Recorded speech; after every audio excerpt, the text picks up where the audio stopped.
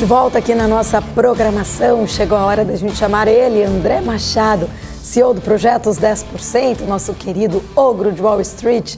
André, obrigada mais uma vez pela sua presença, desculpa a voz aqui hoje, mas vamos lá, seguindo aqui, trazendo você, não podia ficar de fora aqui também dessa entrevista. Bom dia.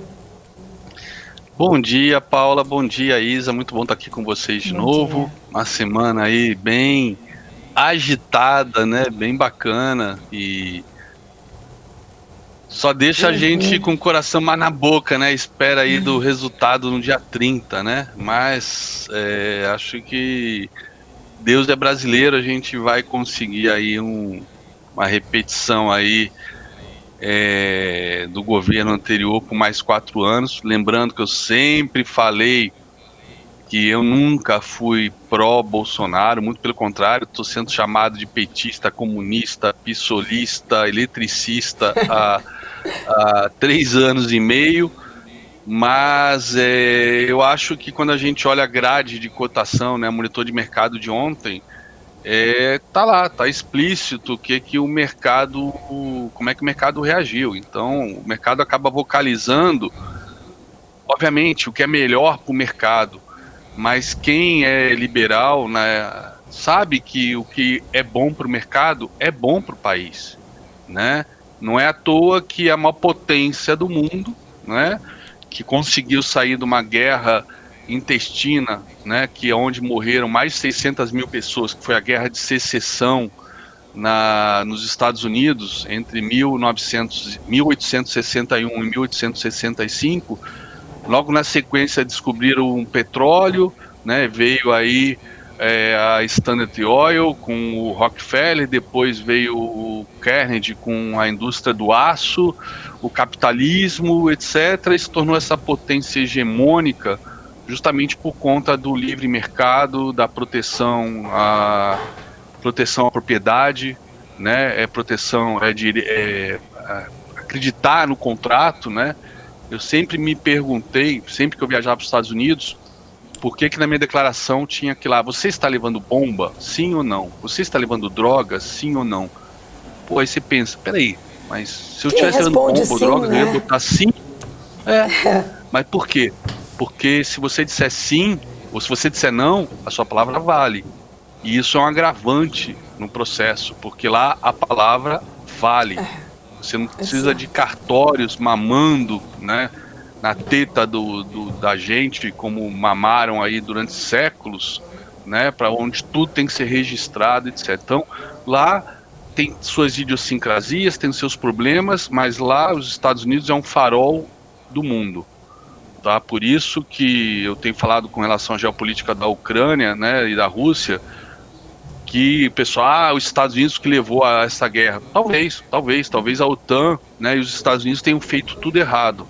Mas justamente agora estamos no momento onde a gente perder a guerra ali significa já perder antecipadamente o Indo-Pacífico para a China. Ninguém quer ter uma hegemonia baseada em ditaduras russa, chinesa, iraniana, Coreia do Norte. Ninguém quer viver num cenário desse.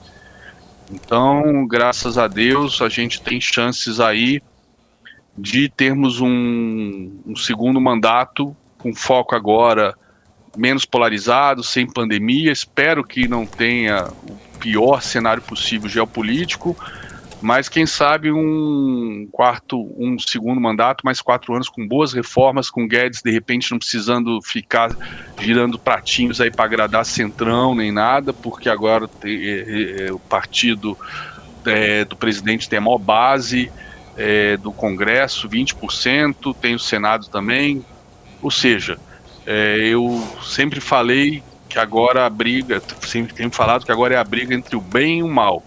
Não que o Bolsonaro represente o bem, muito pelo contrário, mas com certeza, na minha opinião, o Lula representa o mal, e é contra esse mal que a gente tem que se unir agora para derrubar, para lutar e termos aí mais 4 anos, quem sabe, bem melhores do que os que a gente teve. E o mercado não me deixa mentir, tá lá cuspido, escarrado ou escrito em Carrara no monitor de mercado de ontem, que eu até printei para comentar isso com vocês, tá bom? Bom, mas antes de mais nada, bom dia para todo mundo aí da BMC. Não sei se você tem uma pergunta a fazer antes. Eu estou até com... Não, eu até ia falar do seu print aí aqui também. Ia falar do seu print pra gente então colocar. Pode, e até eu já vou aproveitar, deixa eu só te perguntar a sua opinião, André, que é muito importante, porque assim, eu vi várias pessoas comentando essa subida ontem do Ibovespa, esses 6 mil pontos aí, hoje também está seguindo nesse movimento de alta, com diferentes leituras, né, em relação a essa pós-eleição. Alguns especialistas que passaram por aqui falaram que, na verdade, o mercado estava enxergando aí, teve uma reação positiva, porque enxergou que não existia aquela diferença brutante que estavam dando nas pesquisas e que era possível, então, o Bolsonaro ainda, né, está aí indo para o segundo turno vencendo essas eleições. Tem também aqueles, né, que falaram que não, que essa foi uma reação do mercado porque Lula é mais previsível e que o mercado até gosta um pouco mais dessa previsibilidade, apesar da gente ver que as empresas de educação que são teoricamente beneficiadas num cenário de Lula caindo muito ontem. E a gente viu, né, as estatais subindo bastante, que iria um pouco na contramão desta análise. Mas eu quero entender a sua visão, você como um experiente, grande profissional do mercado financeiro, como que você enxergou? Foi realmente o fator da eleição, né, dos dois indo de uma forma mais acirrada para o segundo turno? Foi o Congresso mais aliado ao Bolsonaro, que numa possível vitória de Lula será um calo no pé de Lula, esse Congresso mais, né, da base atual do governo? Ou foi o cenário externo que acabou pressionando esse boom do Ibovespa de ontem? Foi tudo isso junto, com certeza. Ontem nós tivemos, né, o oposto do que é uma tempestade perfeita. Nós tivemos aquele feriadão de 5 dias de sol, sem nuvens, sem chuva, sem vento, perfeito, né, com o isopor cheio de cerveja bem gelada e cerveja que não é Skol, é cerveja premium, cerveja puro malte, né? Então foi simplesmente perfeito. Teve tudo isso. Teve a questão, então, do mercado americano, ajudou bastante, e não só o mercado americano, a bolsa, as pequenas, eu também vou mostrar isso, mas, por exemplo, a Libra, né, que ontem teve uma alta significativa, deu uma aliviada também, que era o que pressionava o dólar para cima, né, então isso também ajudou o nosso dólar a cair. Nós tivemos a questão do petróleo, que subiu 4%, 4 e pouco por cento ontem, por conta do anúncio da OPEP+, de que vai fazer cortes na produção de mais de 1 bilhão de barris de petróleo, porque do topo pós-guerra até agora já caiu 40%, então ela quer manter o preço no patamar aí pós-guerra, tá? Não voltando para debaixo do piso antes da guerra.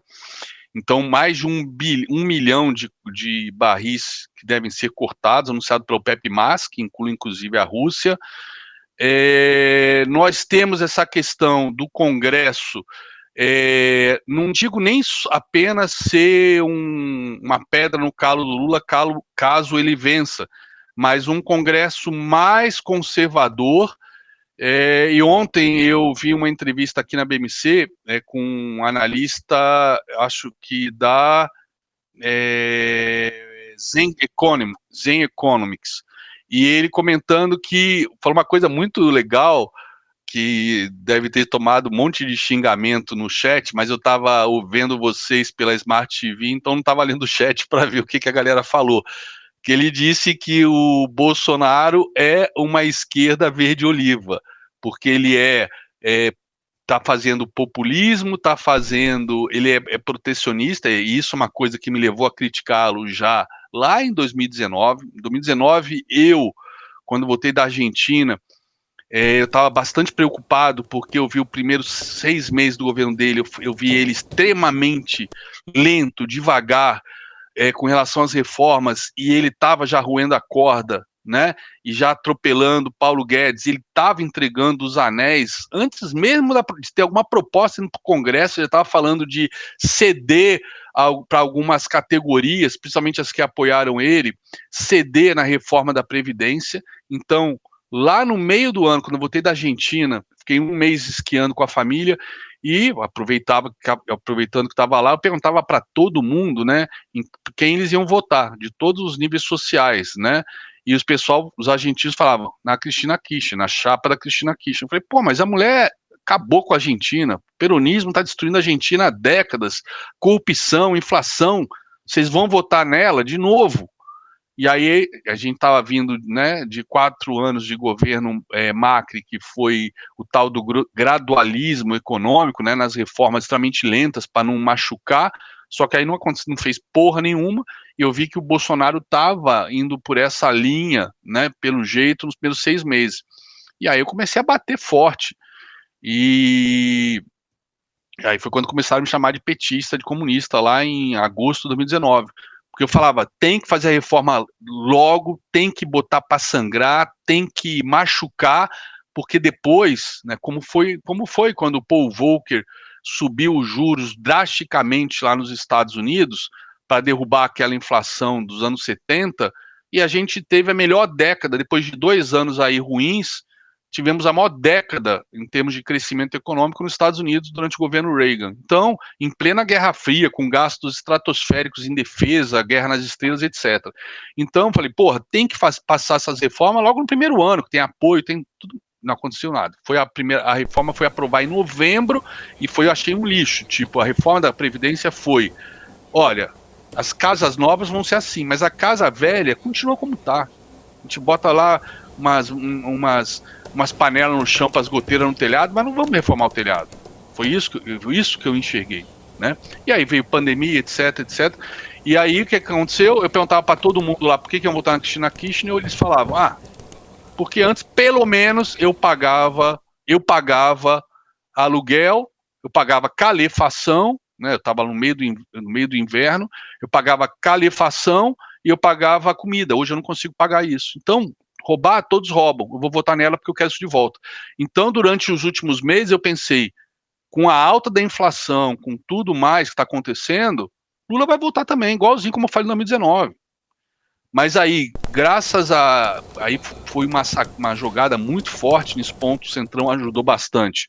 Também é claro, né, todo mundo ia passar por eleição agora, não só o presidente, a jogada de reduzir o ICMS, então o pessoal do Congresso peitou o governador, peitou as suas bases, conseguiram derrubar o ICMS, né, combustível, que mal ou bem, aquilo o cara sente na hora que para abastecer o carro, mas também sente na hora que paga conta do mercado. Afinal de contas, nada chega no supermercado de skate, chega de caminhão, né?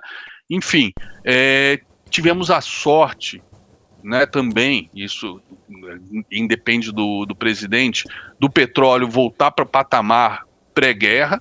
Não é à toa que a OPEP quer cortar mais de 1 milhão de barris por dia. Então isso jogou o preço lá embaixo, tivemos 3 meses de deflação, então isso deu uma aliviada boa agora para o primeiro turno, e o presidente conseguiu conseguiu reverter aquele cenário tipo que eu vi na Argentina em julho, agosto de 2019, que levou a Cristina Kirchner a ganhar. Eu lembro que eu fiz uma live em agosto, quando eu voltei, falei, se não fizer reformas, o PT volta em 2023. E o que aconteceu? Né, o Lula estava preso, né, então realmente para o PT voltar em 2023, tinha que estar tudo cagado, né, como parecia que talvez acontecesse no primeiro semestre.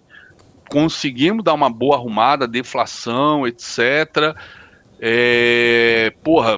O Tesouro conseguiu, né, se capitalizar graças e muito também à arrecadação, a própria inflação gera arrecadação maior, mas também tomou aí uma anabolizada aí por parte de dividendos da Petrobras, dividendos antecipados milionários por conta da alta do petróleo, depois o petróleo caiu, enfim, a coisa foi entrando graças a Deus, foi entrando numa conjuntura que favoreceu essa ida para o Bolsonaro para o segundo turno.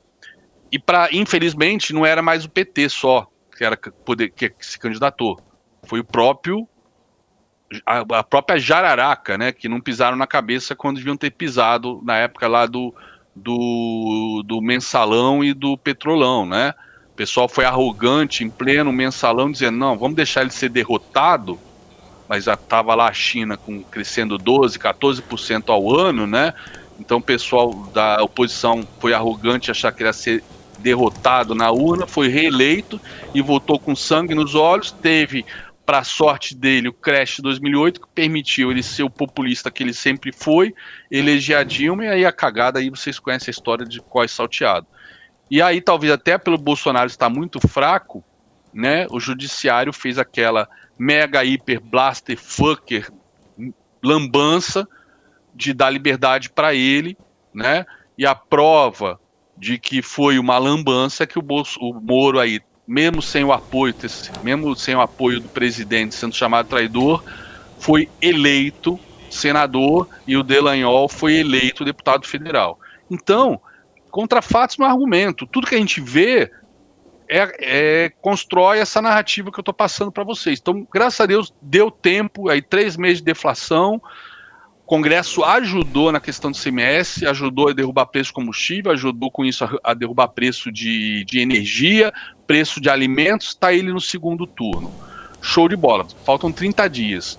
Apesar de nego detonar a Rede Globo por conta de uma série de comentários que são, 99% realmente são ideológicos de esquerda, não tem não tem a imparcialidade que vocês têm aqui, que eu acho sensacional, com relação às pessoas que vocês trazem para a pauta, com relação às opiniões e tudo mais, inclusive até, às vezes, dependendo do programa, de algum âncora, eu tenho um cara na Rede Globo que eu não via, não acompanhava há muito tempo. Coisa assim, idiota, né? Eu tava com o meu cartão da NET desconectado do aparelho há meses e, puta, não assistia Globo News há meses. E aí ontem minha esposa tava vendo, eu falei, caramba, tá funcionando? Ela falou, era o cartão, eu só assoprei, né, dei uma limpada, enfiei o cartão no aparelho, tá funcionando. Deixa eu assistir Globo News, 10 da noite. Aí assisti o Camarote. O Camarote, eu acho que é um dos caras que ele é um dos melhores analistas políticos do Brasil e tem uma imparcialidade que ele consegue manter, ele consegue ser frio e tem contato com todo mundo. E aí ele trouxe um cenário para o segundo turno que eu gostei muito, né? E eu vou repetir a frase dele, só vou dar uma turbinada, uma pimentada. O diabo mora nos detalhes. Então o segundo turno vai ser feito de detalhes. O Zema agora apoiando ele, esse não é só um detalhe, isso aí pode ser o passaporte para a vitória, né? Até porque aquele resultado em Minas, que resultado foi aquele? Como é que alguém que vota no Zema consegue votar no Lula?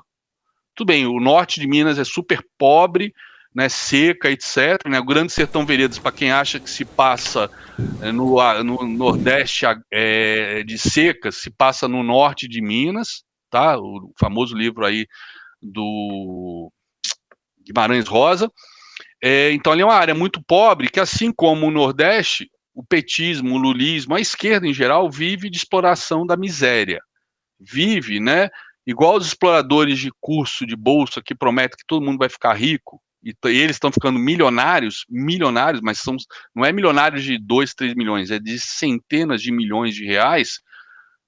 A esquerda fica milionária às custas da exploração da miséria dos pobres. Isso é fato. A única maneira de pobre deixar de ser pobre é através de estudo de qualidade, de oportunidades de emprego, coisa que a esquerda nunca deu, ponto. Mas vamos lá. Então, o Lula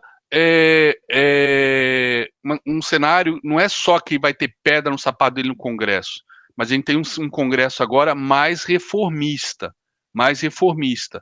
E eu, no domingo, ouvi o discurso dele, do pós-primeiro turno, né? Mas eu estava naquela ainda euforia, meio assim, estava na hora, meio ainda assustado, né? Porque o Bolsonaro estava com muito mais votos e acabou caindo lá para 43 e pouco, e Lula para os 48 e pouco. Falei, caralho, foi na trave. Mas passamos para o segundo turno. E aí, eu reassisti o discurso dele ontem, foi o discurso mais derrotista que eu já vi o Lula fazendo. Inclusive, isso saiu no Financial Times. Foi vitória com gosto de derrota. O que o Financial Times escreveu ontem sobre a vitória do Lula no primeiro turno, apesar de não ter ganho a presidência, mas em termos de votos, né, ele saiu como primeiro lugar. Mas essa diferencial de pontos que o Bolsonaro tem está nos detalhes agora. E os debates, e uma coisa que, pô, eu tô bem satisfeito, é o Bolsonaro tá bem tranquilo, a maneira como ele se posicionou pós primeiro turno, ele evitou falar de fraude, e eu acho que pela primeira vez na vida, eu mesmo tô começando a acreditar nessa possibilidade, porque o meu Lé com Cré não tá batendo direito, essa questão de Minas Gerais, tá muito surreal isso, muito surreal, tá? Mas vamos ver agora os debates. Cara, o Bolsonaro foi muito tranquilo, pena que não foi assim durante os meses anteriores, ele foi muito tranquilo, e ele fez aquela análise correta, né? Pô, o pessoal que perdeu emprego, que perdeu renda por causa da pandemia, da inflação, eu sei, é normal não querer mudança.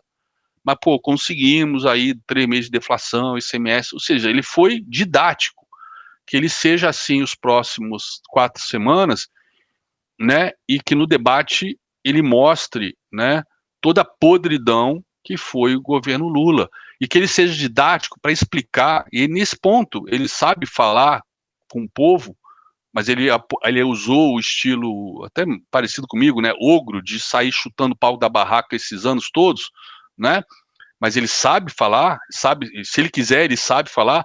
Afinal de contas, o cara fez a Academia Militar das Agulhas Negras, né? Uma anta. Tudo bem, não é primeiro lugar do IME igual o Tarcísio, mas não é uma anta, né?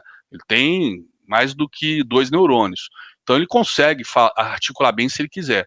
Se ele explicar que aquilo que o Lula está prometendo foi porque a China cresceu 12, 14% ao ano, boom de commodities, se ele conseguir traduzir isso numa linguagem que o povo entenda, e que o Lula está prometendo não vai cumprir, pois isso é um dos detalhes que ajuda. Mas os senadores, os governadores, né, o palanque do Tarcísio, tudo isso vai ajudar. Uma das coisas que o mercado também comemorou ontem é que se o Lula ganhar, não é questão que o Congresso vai ser uma pedra no sapato, mas o Congresso não vai deixar ele fazer o que ele quiser, né, de loucura. E ele já está sinalizando isso desde domingo. Domingo ele já falou: não, vamos compor, vamos mostrar nosso programa, né, com os nossos, vamos buscar alianças para mostrar o nosso programa para a população. Cara, ele estava numa arrogância, quem não lembra, 2, 3 semanas atrás, perguntava: quem vai ser ministro da Economia? Como é que vai ser a economia? Primeiro a gente ganha, companheiro. Primeiro a gente ganha, companheiro. Depois a gente vê quem vai ser ministro da Economia. Pô, desculpa, vai, né? Para não falar alto. Pô, depois a gente vê quem vai ser ministro da Economia, o cacete. Depois a gente vê qual é o plano de governo, o cacete. Depois a gente vê como é que vai ser, né? Como é que vai ser a gestão do país, o cacete. Se deu mal, vai ter que agora dizer qual é o plano de economia. Claro que se ele ganhar, ele pode dar um puto estelionato eleitoral, como fez a Dilma, que disse que para ganhar, né, pode fazer qualquer coisa, né? Eu não lembro qual era a frase infame dela, faz o diabo para ganhar. O Lula também pode fazer o diabo para ganhar. Mas, né, enfim, ele vai ter que prometer uma série de coisas. Por exemplo, Ciro já disse que não vai dar apoio de jeito nenhum. Ele não deu na outra vez para o Haddad, vai dar para o Lula agora? Depois de tudo que ele falou? Acho que não vai dar. Mas estão lá, forçando a barra do com o PDT para o PDT apoiar, e aí nesse caso vai ter que se comprometer. O PDT está exigindo 3 pernas lá do programa lá do Ciro, uma delas é renda mínima de R$ 1.000. E a parte fiscal, como é que fica? Se realmente o Lula se comprometer com isso, né, para ter o PDT.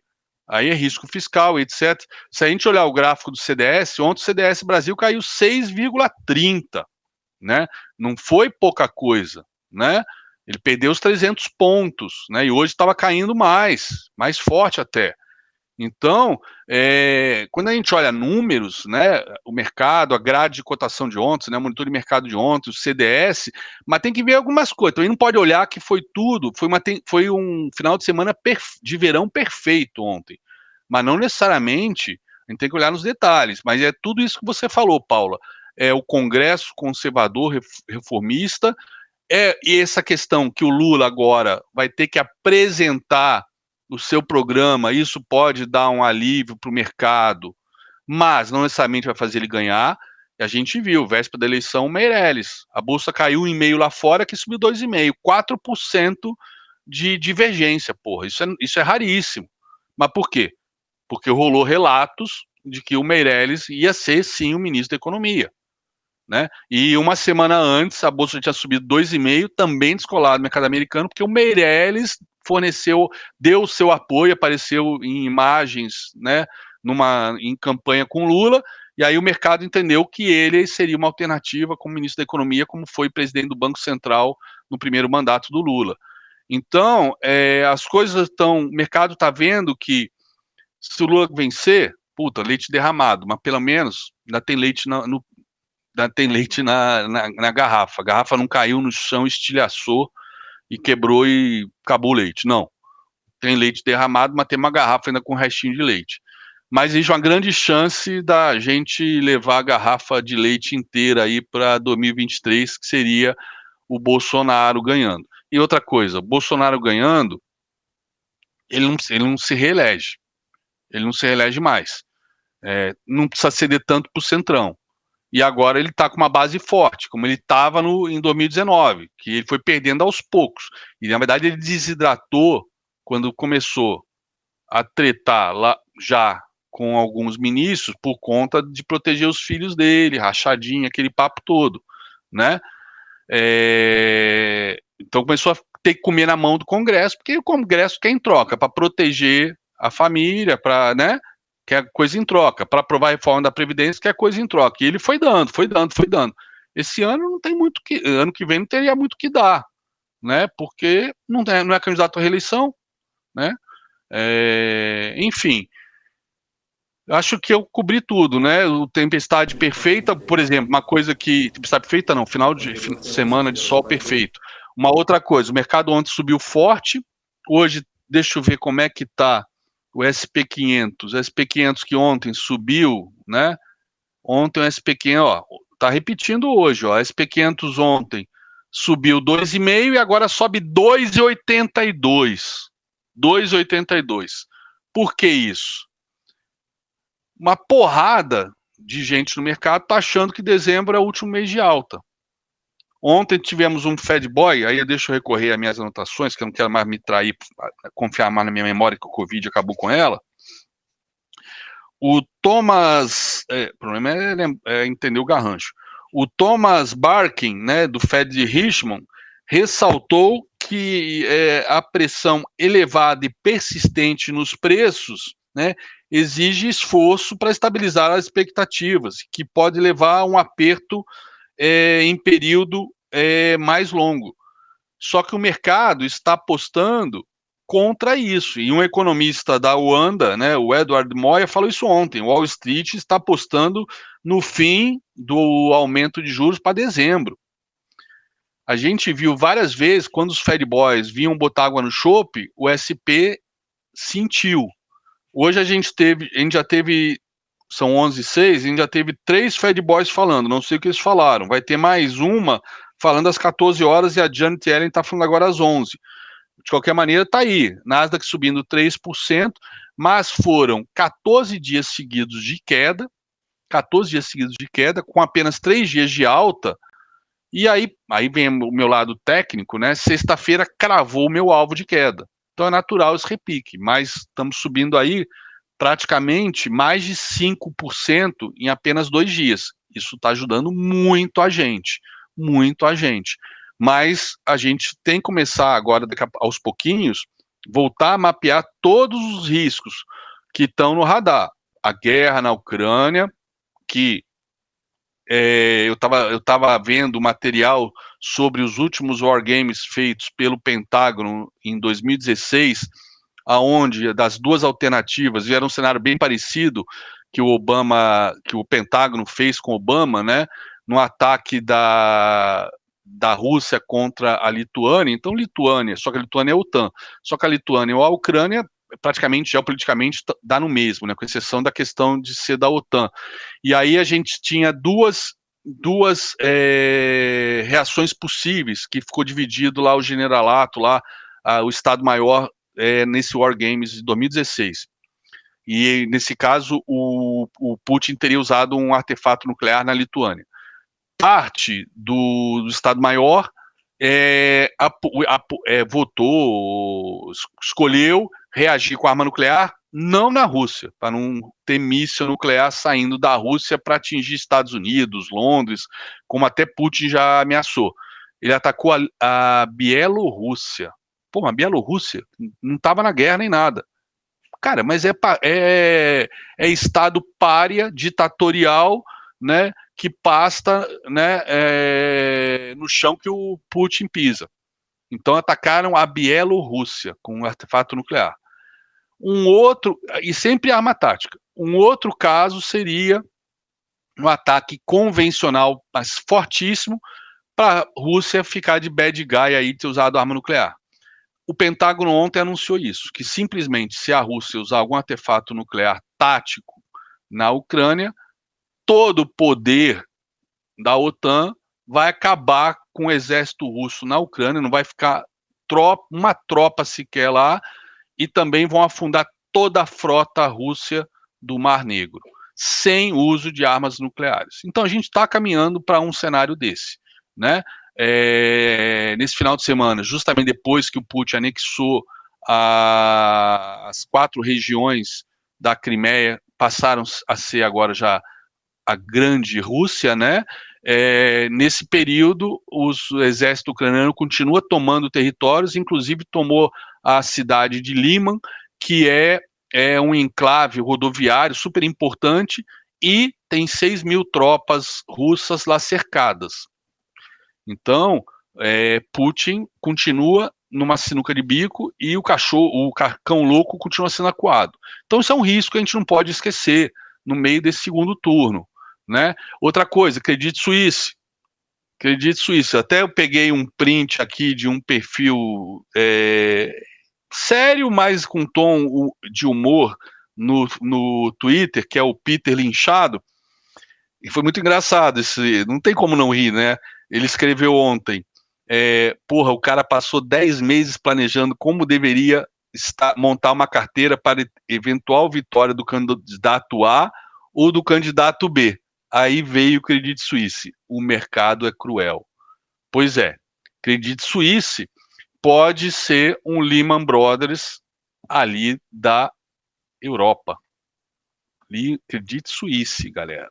Né? Eu estava pensando no UBS, que está super alavancado em dívida com a Evergrande, mas ó, Credit Suisse, na sequência tem Deutsche, lá na Alemanha, que o pessoal vem falando que está mal das pernas há um tempão por conta dessa alavancagem, né?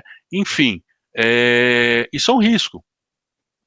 Se der um crash no sistema financeiro chinês ou no sistema financeiro europeu, que ninguém vem aqui falar de cisne negro, é rinoceronte cinza. É só olhar o CDS do Credit Suisse, que está no mesmo nível de setembro de 2008, que foi o auge da crise do subprime. O Credit Suisse está no mesmo patamar. O CDS, que é aquele título que você compra para se proteger os seus investimentos, né, os seus títulos em caso de quebra do emissor ou daquela empresa. Então, temos um monte de cenários que a gente tem que continuar pensando com relação ao Ibovespa, tá?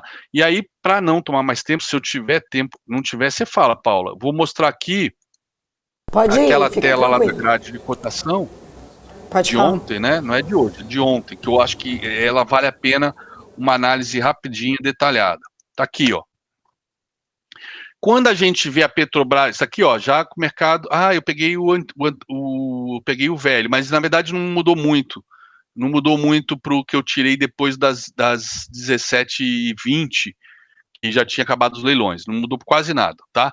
Dá para a gente se orientar aqui. Se não me engano, a Petrobras foi 7 e pouco, caiu um pouquinho no leilão. Mas vamos lá. O que eu queria mostrar aqui é o seguinte. Vamos lá. Ontem o petróleo subiu forte. O pessoal falando, a Petrobras subiu. As analistas até falaram, por causa do petróleo, mas porque a grande chance de vitória do Bolsonaro com relação ao Lula, e aí não tem intervenção, não tem aquele fantasma de petrolão, blá, blá, blá. Vamos lá. Sim e não. O petróleo subiu bem ontem, Brent subiu mais de 4%, mas ó, Chevron ontem subiu 5,6%. ExxonMobil subiu 5,28%. Conoco subiu 7,46%. Então, né? Vamos ver pelo lado de que Petro é uma estatal, então não tem intervenção, não vai ser aparelhada pelo PT. Beleza. Petri subindo 8, mas está alinhada com a alta do petróleo e com outras petrolíferas ao redor do mundo. Vamos ver, então, BBAS, que não tem a ver com petróleo, 7,53, que sempre foi usada aí para fazer política social pelos governos petistas, para fazer pedalada. 7,53 BBAS. Peraí, Itaú 6,12. BBDC 6,70. Cadê o Santander aqui? Sambi 5,14. Não está tão discrepante assim, tá? Quando você olha, por exemplo, varejo, né? Varejo, sempre que aparecia que o Lula ia ganhar, varejo dava porrada, né? Realmente, varejo aqui deu porrada, ó. Magalu 9,38, loja Rennes 8, mas o que está mostrando aqui, né? Os dois vão dar auxílio Brasil de R$ 600, já se comprometeram. Então isso ajuda o varejo, é óbvio. Mas o que mais ajuda isso aqui é a vitória do Bolsonaro envolvendo menos risco fiscal, com a possibilidade de a gente, então, com isso, ter cortes de juros já no segundo semestre. Não necessariamente é porque o Lula vai ganhar, porque às vezes que o pessoal achava que o Lula ia ganhar, isso aqui subia 14%, Magazine Luiza. E a prova que o mercado não está acreditando claro, existe a possibilidade, mas não é isso que o mercado está vendo, né? Que o Lula pode ganhar e está mais sob controle, né? Porque o Congresso é reformista. A prova dos 9 que de repente essa balança está bem equilibrada são justamente essas duas crianças aqui, Conga e Dux. As únicas vermelhinhas, né? Petistinhas aqui no meio desse mar verde, verde oliva, verde bandeira brasileira. É o quê?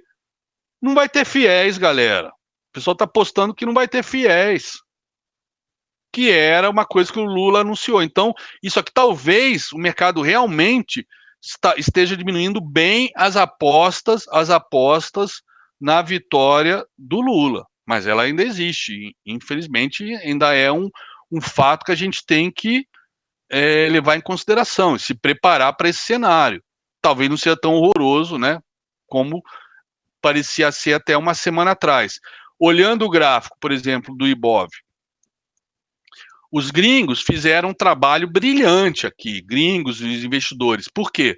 Assim como aqui teve divergência de alta enquanto o SP subia, né, mas aqui estava caindo, e depois a gente recuperou um mês de atraso e fomos buscar os mesmos 20% que o SP deu até aqui, o SP, quando bateu aqui no alvo dele, armou pivô de baixo e já veio buscar o fundo e a gente ficou andando de lado. Brasil descolou, Brasil descolou. O Brasil não tinha descolado. Isso aqui deixou todos os sinais, assim como aqui a gente, vamos usar o termo que o pessoal gosta, aqui a gente descolou, porque a gente continuou caindo enquanto o SP armou pivô de alta. Aqui, na verdade, foi uma acumulação, né? Que coisa que na nossa bolsa, que não tem a mesma liquidez, uma liquidez absurda, mas não tem a mesma liquidez do mercado americano, né? É muito mais fácil quando você tem 3, 4 ações representando aí 1/3 do peso da bolsa, como Petrobras, Vale e os bancões. Aqui a gente teve uma baita divergência de alta, tá? Que foi confirmada e veio embora. Já aqui, então isso aqui é o que a gente chama de acumulação. Aqui é o que a gente chama de distribuição. Ou seja, o que o mercado fez? E fez muito bem. Levou até a véspera do segundo turno essa distribuição, ou seja, zerar o máximo que puderam, diante da incerteza de quem vai levar, e se desse Lula já no primeiro turno, provavelmente isso aqui já tinha sido distribuído e ia despencar, seguindo o SP500. Mas eles fizeram uma distribuição, botaram grana no bolso, e é grana no bolso, é caixa. Com o resultado de ontem, eu falei ontem às 9 da manhã, a bolsa subiu, às 8 da manhã, se a bolsa tem grande chance de subir 5% hoje, galera. Ó, subiu 5,54, tá gravadinho no YouTube. Olha a porrada que deu. Ou seja, dinheiro na mão, fizeram caixa e vieram as compras, né, reposicionando compras. Vão continuar comprando? Aí eu já não sei, aí já exige muito de mim. Se eu olhar tecnicamente, a gente não tinha ido no meu terceiro alvo dessa deriva, cravamos terceiro alvo hoje e já voltou. E esse terceiro alvo também é a terceira retração de toda a queda desde lá dos 131 mil. Ó, dos 131 mil. Inclusive, eu tirei essa linha de tendência de baixa, vou até colocar aqui para ver onde ela está passando. Opa! Olha só. Olha aqui onde está passando essa criança. Olha aqui. Ó. Veio, ó, deixa eu, em vez de eu fazer Ctrl+C, Ctrl+V, deixa eu arrumar ela direitinho, vai, fazer trabalho, não faz trabalho porco. Deixa eu arrumar ela direitinho. Pronto, ó. Ó, chegou a ser rompida hoje. Tá? Deixa eu arrumar aqui, ó. Chegou a ser rompida hoje. Mas aqui, ó, um canal de baixa perfeito. Mas chegou a ser rompido, cravamos o terceiro alvo e estamos aqui bem na terceira retração, né? Vamos olhar agora o SP500. Que não adianta, a gente vai continuar acompanhando ele de algum jeito ou de outro. Podemos descolar, mas é sempre temporário. Eu não sei se você lembra que eu tinha feito o estudo de projeção do SP500, vou refazer aqui, depois eu apago, que o alvo do SP500 era esse aqui, ó. Olha só, terceiro alvo também. Cravou o terceiro alvo junto com a média 200, que é a mãe de todas as médias, que é a minha tendência primária de baixa, bateu lá e voltou, e fez pivô de baixa e derreteu, e veio buscar até o fundo, enquanto a gente ficou aqui andando de lado, distribuindo. Mas aqui fez pivô de alta e a gente continuava caindo. Então aqui eu posso apagar, e aí, olha só, a gente veio cravar sexta-feira com precisão cirúrgica o segundo alvo, que é normalmente o alvo que a gente crava, para depois passar para uma correção e, se for o caso, ir buscar o terceiro alvo. O terceiro alvo está aqui ainda. E estamos passando por 2 dias de correção. Mas qual é a tendência? Tendência de baixa primária, tendência de baixa secundária, tendência de baixa terciária. Não mudou nada. Apesar do Wall Street não estar precificando aperto maior por tempo maior. Só está Wall Street, como diz os Ferry Boys, como disse esse economista, o Edward da Wanda, o Edward Moya ontem, o Wall Street está apostando que acaba tudo em dezembro, os aumentos. Então, vamos continuar acompanhando isso, mas, na dúvida, siga o gráfico. O gráfico do Ibov, olha só o gráfico do Ibov. Cravou o terceiro alvo de FIBO e a terceira retração. Mas, queira ou não queira, ele rompeu essa consolidação. Isso abre alvos em 119.430, 122.540 e 127.580. Mas ele tem que passar esses 118 mil. Se não passar esses 118 mil e o SP voltar a cair, ele vai acompanhar, né? Inclusive, por exemplo, quando eu estranhei que aqui ele rompeu o segundo alvo, mas não foi buscar o terceiro, né? Mesmo com o SP caindo, eu falei, escola 2 dias, vai lá, bate, aí depois vai atrás do SP500. Depois eu fui ver isso no mercado futuro, quer ver? Deixa eu botar aqui IndiFoot, gráfico diário. A gente foi bater um terceiro alvo do IndiFoot naquele dia, que a gente rompeu, né, junto com o SP500, e aí caímos, ó. Mas ontem rompemos esse terceiro alvo e agora estamos segurando aquela mesma terceira retração do Ibov, querendo fechar o gap até de abertura de alta de hoje. Então vamos ficar de olho, galera, porque ainda é cedo para comemorar. Espero que a gente tenha muito para comemorar. Por exemplo, aqui, o dólar à vista rompeu esse pivô de alta, foi no segundo alvo, cravar o segundo alvo, e recuou, e hoje segue, né, abriu com gap de baixa, caiu, segue querendo ir para o positivo para se sustentar aonde? Né? Para se sustentar aqui, ó, nesta LTA, ó, nesta LTA que deu sustentação a esse pivôzinho de alta aqui. Pode ser uma bandeira de baixa e cair, vir perder os 503? Pode, o mercado faz o que ele quiser. Eu não tenho intenção de adivinhar. Eu gosto de analisar os cenários macro, olhar o gráfico.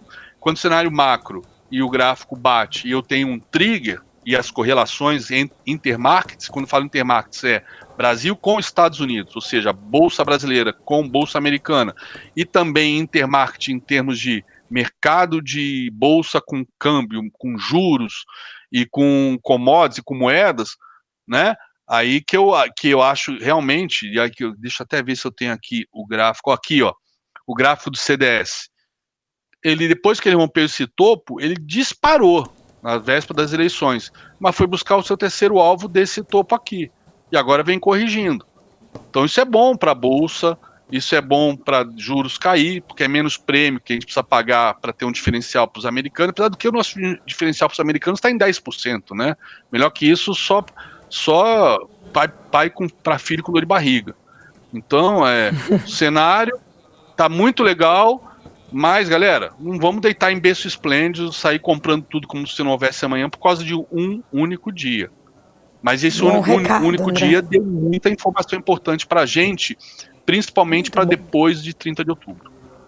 Educação financeira aí também por trás disso tudo, né? Saber agir com a razão e não com o emocional.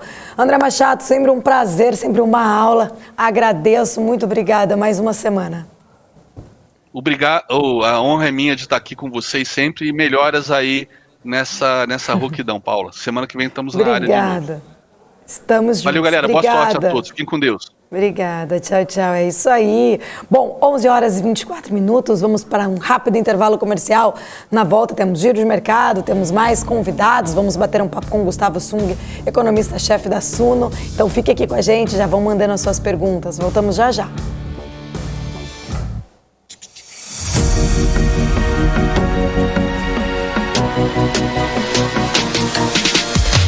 PM